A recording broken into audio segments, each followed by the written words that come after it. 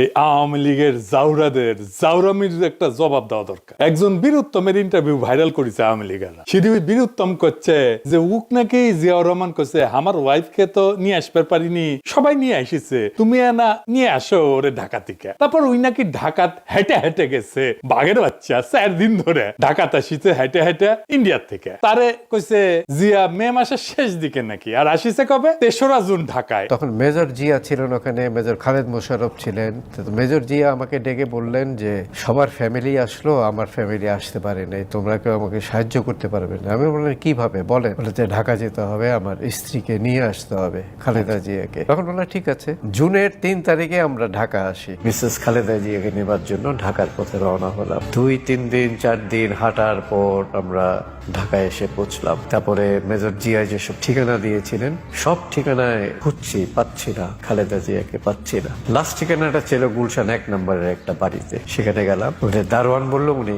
কালকে ক্যান্টনমেন্টে চলে গেছে।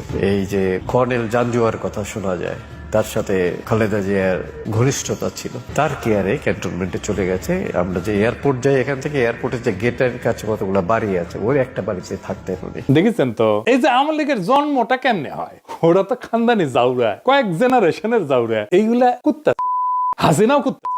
এইগুলা মিছা কথা কইতে কইতে কইতে একটা মিথ্যা বয়ানকে প্রতিষ্ঠিত করে ফেলবে। এরা জানে যে এটা মিথ্যা, এটা কিন্তু জানে, প্রত্যেকে জানে এটা মিথ্যা, কিন্তু তারপরে একই কথা কইবে, সবাই মিলে কইবে, কোনো গ্লানি ছাড়া।